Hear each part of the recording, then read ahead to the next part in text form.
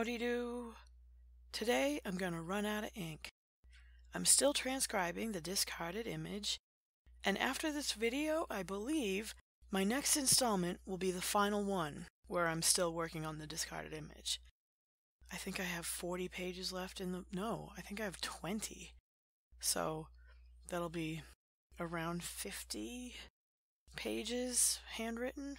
Anyway, I'll be moving on to something else, so don't worry. There are many more videos like this to come. I'm using Papier Plume's violet ink, and it's a funny ink that goes down blue but dries purple. It's kind of like that mood lipstick they used to make. Maybe they still make it. Anyhow, you'll see more of that later when I do the math. The section I transcribed here is about rhetoric. Some bad scholars accused medieval poets of adding fluff to their pieces for the sake of making them longer. But c.s.Lewis debunks the claim wonderfully. He explains that rhetoric was a much more refined art in the Middle Ages. So when the author of Sir Gawain and the Green Knight goes on an apparent tangent, comparing Arthur to the Trojans, he's not doing it in a stream of consciousness. He's doing it to lay the foundation of a syllogism. Gawain is to Arthur as Arthur is to great warriors, as great warriors are to a specific war whose record has been so famous that it's been an important narrative through the ages. I think rhetoric is a lost art. We don't teach it the same way today as it was taught before, and in some academic settings it isn't taught at all. Rhetoric has been reduced to a household term meaning BS, but true rhetoric gives you the ability to connect your ideas in a logical sequence.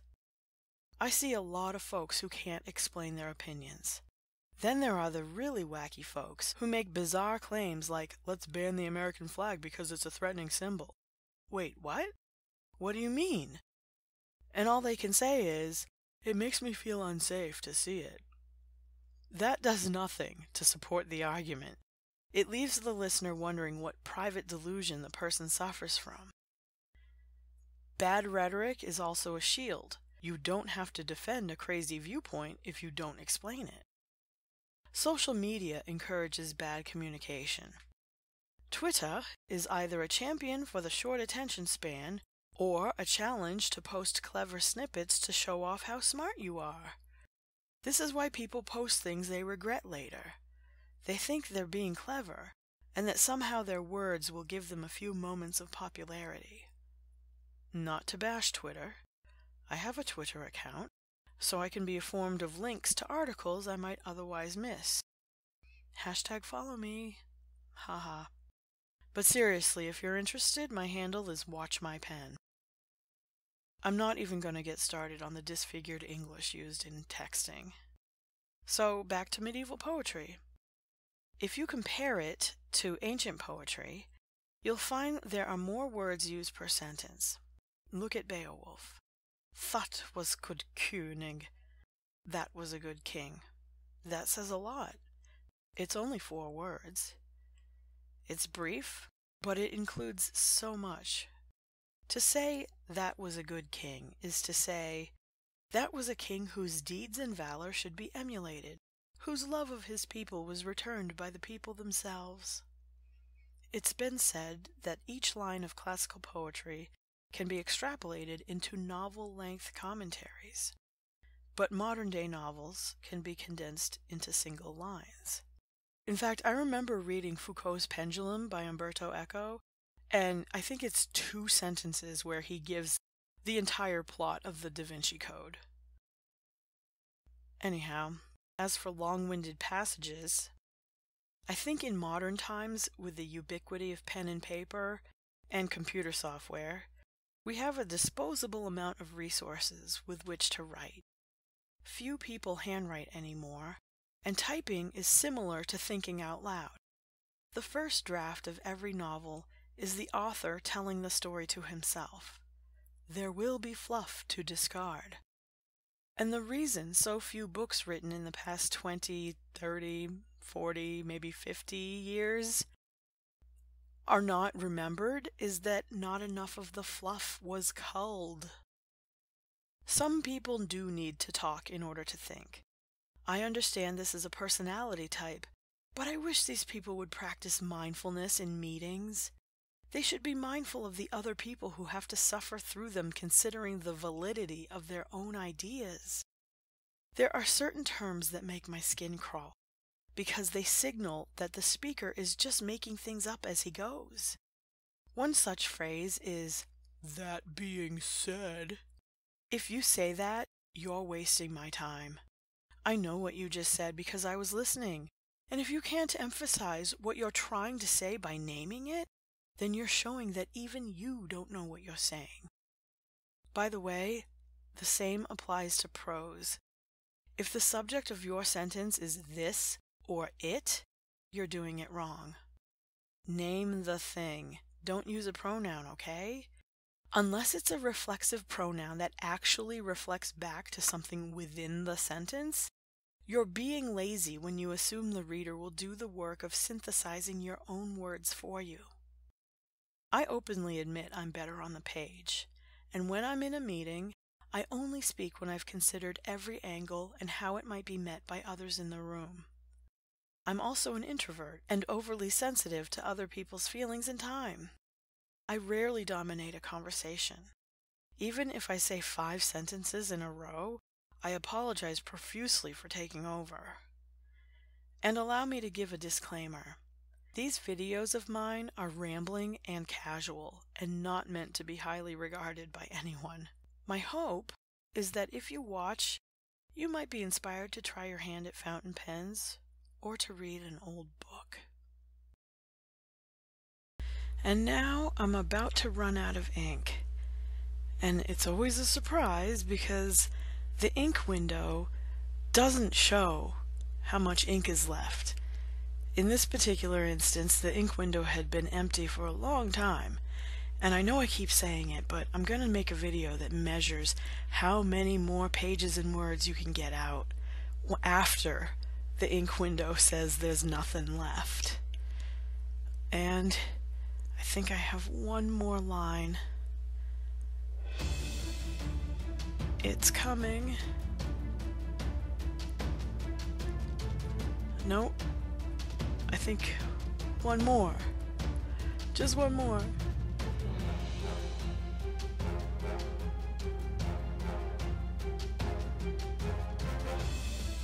Spent. It is done. No more.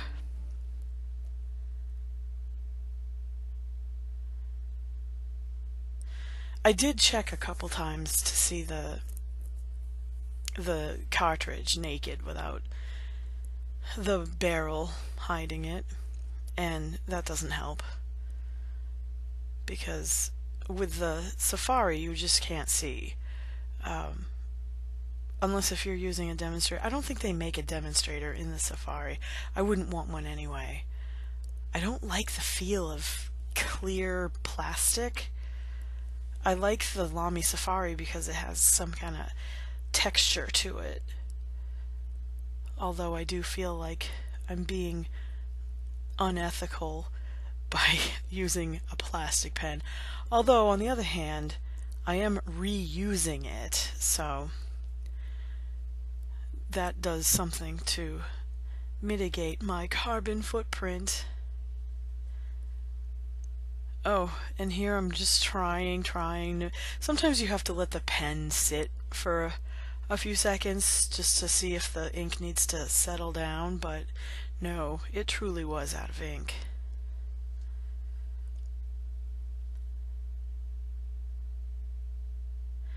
So I'm about to take my measurements so I can calculate exactly how much ink I used, and I use the term exactly loosely because I understand that my scale is not the most accurate, or what's the word for when a number goes out for more decimal places?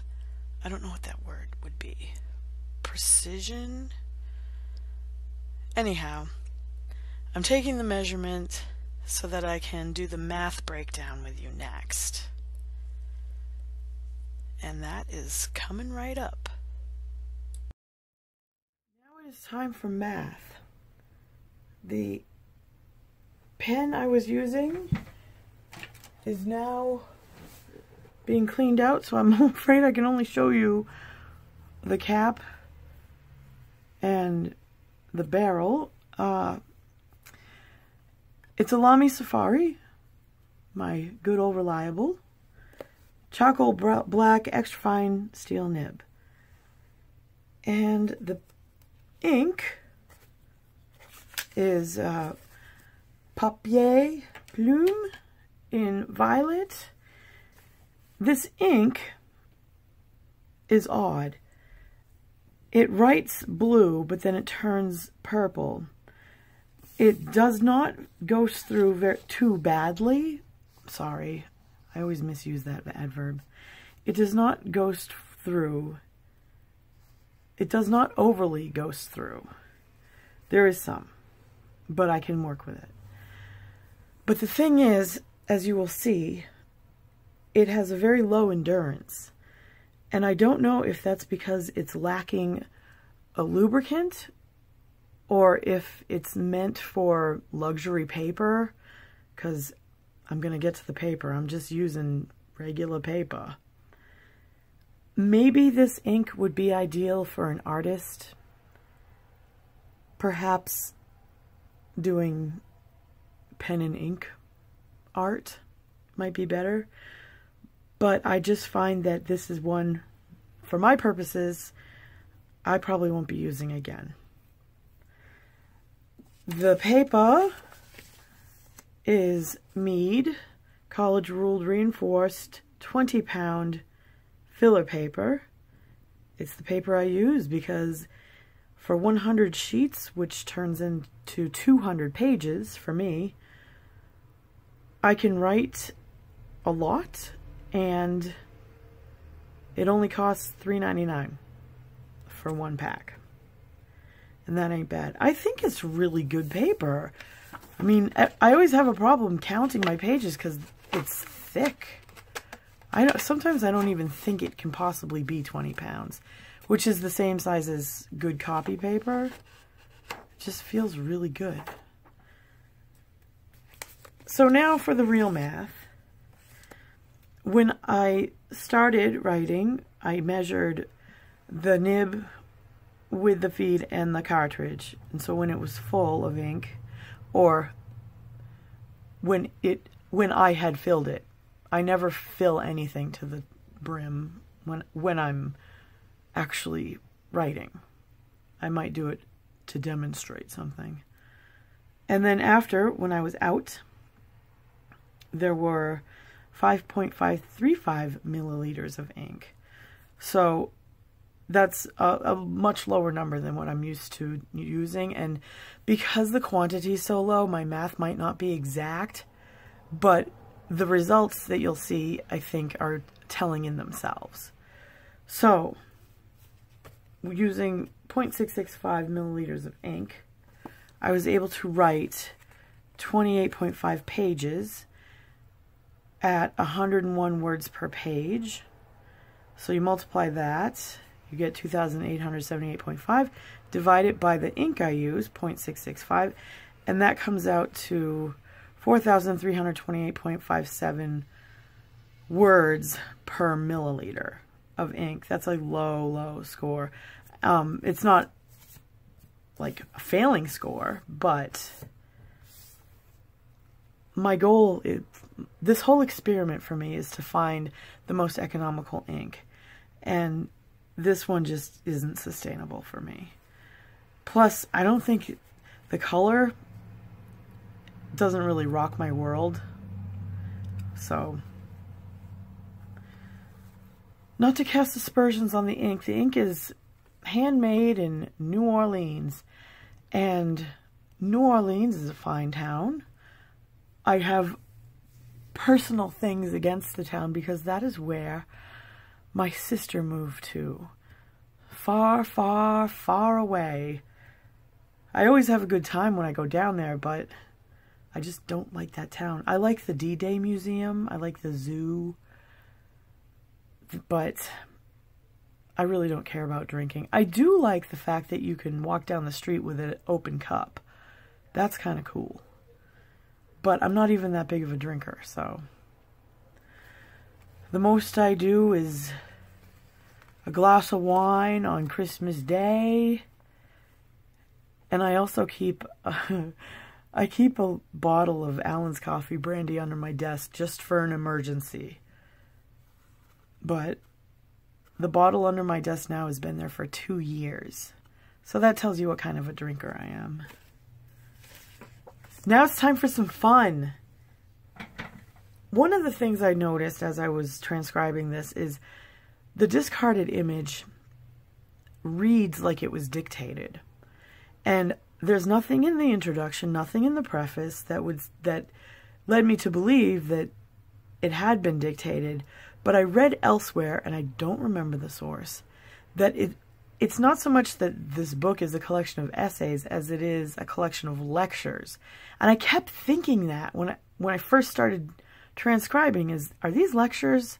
Are these lectures? Because C.S. Lewis puts in so many extra commas. It's kind of like and what I noticed is that the commas were located in how do I say this? The syntax or the speech patterns of a British person are different from an American person, and the commas showed the natural pauses for a British person. It seemed like there were way too many of them. So that's why I thought this must be a dictation. But it turns out that it might be that it was just his own personal preparation for his lectures. So, I thought it would be fun to diagram one of his super duper long sentences, but then I realized I wouldn't have space on the screen to do that. So, I'm going to do a shorter sentence, and we will diagram it. First, let me do a little primer for you, in case you can't remember. Oh, and by the way, if you're interested in diagramming sentences, there's a wonderful book. The author escapes me. It's called Sister Bernadette's Barking Dog. Anyhow, so this is how you diagram a sentence. First you make a line, and you have to like kind of predict how long that line needs to be based on the sentence. And then you bisect the line. You make a line that goes through that line. Is bisect the right word? To separate the subject from the verb, and then when there usually is an object, you make a perpendicular line that does not cross below. So then you have your modifiers. Adjectives modify nouns. Subjects are nouns.